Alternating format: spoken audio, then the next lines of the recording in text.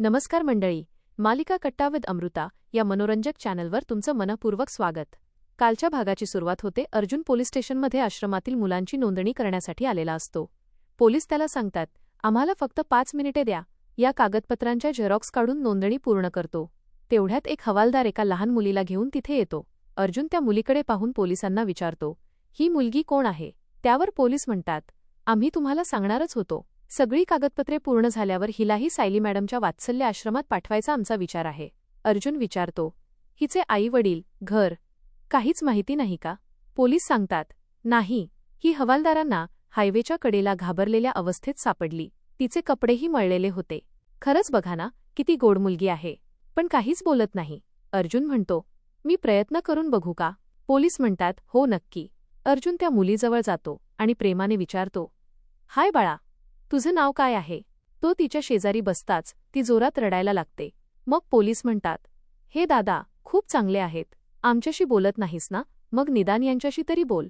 तुझं नाव सांग, आई बाबा कुठे राहतात ते सांग। पण ती मुलगी फक्त नकारार्थी मान हलवते। अर्जुन म्हणतो, ठीक आहे, काही हरकत नाही। मला वाटतं अनोळखी पुरुषांना पाहून ती घाबरते आहे। सायली तिला जास्त चांगल्या पद्धतीने हाताळू शकेल।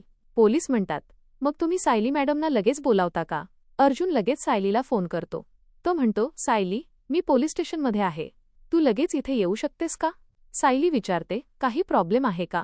अर्जुन म्हणतो, नाही, पण फोनवर सांगता येणार नाही, तू फक्त लगेच ये। सायली होकार देते आणि मधुभाऊ व श्वेताला सांगून ताबडतोब पोलीस स्टेशनकडे निघते। दरम्यान हवालदार अर्जुनला सांगतात की ती मुलगी रस्त्याच्या कडेला खूप घाबरलेल्या अवस्थेत सापडली होती। त्यांनी बोलण्याचा खूप प्रयत्न केला, पण ती काहीच बोलत नाही, तिने काही खाल्लेलंही नाही। इतक्यात सायली पोलीस स्टेशनमध्ये पोहोचते। अर्जुन त्या मुलीकडे बोट दाखवत सगळा प्रकार तिला सांगतो। सायली म्हणते, किती गोड आहे ही। ती हळूहळू त्या मुलीजवळ जाते आणि तेवढ्यात तिला स्वतःचं बालपण आठवतं।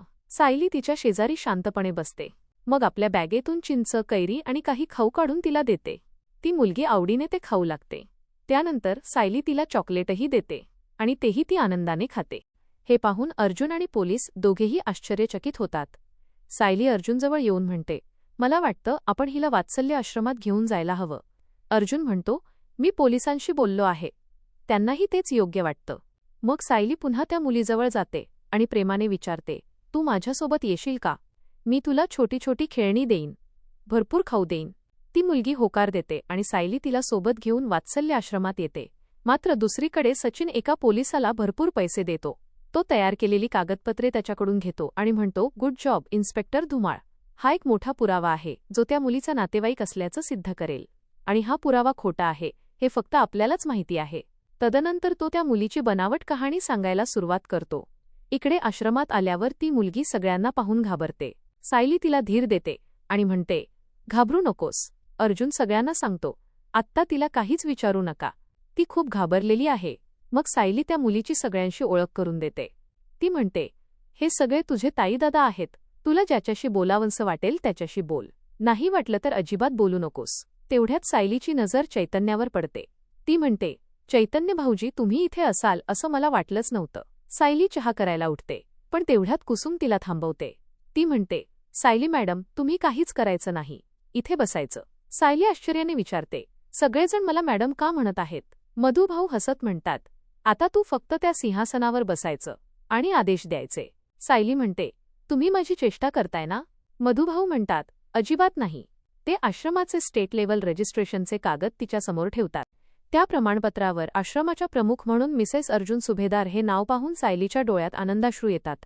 अर्जुन म्हणतो, ही कल्पना प्रत्यक्षात आली आहे, आता या आश्रमाची प्रमुख तुम्ही आहात। सगळे टाळ्यांच्या गजरात तिचं अभिनंदन करतात। मधुभाऊ म्हणतात, आजपासून या आश्रमाची संपूर्ण जबाबदारी तुझी। सायली भाऊक होऊन म्हणते, मला ती रात्र आठवते, जेव्हा मी पहिल्यांदा तुम्हाला भेटले होते। माझ्या आयुष्यातली ती सर्वात काळी रात्र होती। त्या दिवशी तुम्ही मला घर दिलंत, प्रेम दिलंत, माया दिलीत, आणि आज त्याच घराची जबाबदारी माझ्यावर सोपवली आहे। ती अर्जुनचेही आभार मानते। सायली म्हणते, वात्सल्य आश्रमाचं स्टेट लेवल रजिस्ट्रेशन करण्याची कल्पना तुमची होती। ती कल्पना नसती तर माझ्यासारख्या अनेक निराधार मुलांना हे घर मिळालंच नसतं। तदनंतर ती आजच्या समाजातील भीषण वास्तवावर बोलते। ती म्हणते, आजकाल किती भयंकर घटना घडत आहेत। लहान मुली बेपत्ता होतात, मुलांची विक्री होते, नुकतीच मी बातमी वाचली, एका शहरातून 22 पेक्षा जास्त महिला गायब झाल्या. त्यांचं पुढे काय झालं असेल? त्यांना शोधण्याचा प्रयत्न तरी कोणी करत असेल का? मधुभाऊ म्हणतात, हीच माणुसकी माणसाला जिवंत ठेवते. सायली म्हणते, तुमच्यातली हीच माणुसकी पाहत मी मोठी झाले. आता तुमच्या मायेचा पदर अजून मोठा करण्याची वेळ आली आहे. ती देवाला आणि मधुभावांना वचन देते की वात्सल्य आश्रमात येणारा कोणताही निराधार व्यक्ती कधीही एकटा पडणार नाही. दरम्यान प्रियाला तपासण्यासाठी डॉक्टर येतात. प्रिया सांगते की तिला डोकं जड होतंय, उलट्या होत आहेत आणि खूप त्रास होतोय. डॉक्टर तिची औषधे बदलतात आणि विश्रांती घेण्याचा सल्ला देतात. प्रिया म्हणते, मला काहीतरी वेगळंच खावंसं वाटतंय. बहुतेक डोहाळे लागले असावेत. डॉक्टर नर्सला सांगतात की तिच्या खाण्यापिण्याची विशेष काळजी घ्या. प्रिया मात्र भावूक होत म्हणते, माझे डोहाळे पुरवायला आज एक नर्स आहे, पण माझा नवरा आणि माझे सासरचे माझ्याकडे ढुंकूनही पाहत नाहीत. इकडे आश्रमात सायली पुन्हा मधुभावांना वचन देते की प्रत्येक निराधार मुलाला न्याय, प्रेम आणि सन्मान मिळेल. मधुभाऊ म्हणतात, प्रत्येक बाबा एक स्वप्न पाहतो आणि ते स्वप्न आपल्या मुलांकडे सोपवतो. आज मी माझं स्वप्न तुझ्या हाती देतोय. सायली म्हणते, मी हे स्वप्न आयुष्यभर जपेन. या आश्रमात येणाऱ्या प्रत्येकाला कुटुंब मिळेल. यानंतर ती त्या नव्या मुलीकडे पाहत म्हणते, रस्त्याच्या कडेला झाडांमध्ये लपलेली ही मुलगी पाहून मन सुन्न होतं. एवढ्या लहान वयात मुलांना शारीरिक आणि मानसिक सुरक्षितता मिळणं हा त्यांचा हक्क नाही का? मधुभाऊ म्हणतात, नक्कीच आहे. सायली ठामपणे उत्तर देते, मग त्यासाठी कोणीतरी लढायलाच हवं आणि यापुढे ती लढाई माझी असेल. सायलीचे हे शब्द ऐकून आश्रमातील प्रत्येकाच्या डोळ्यात तिच्याबद्दल अभिमान दाटून येतो आणि याच भावनिक क्षणी आजचा भाग संपतो.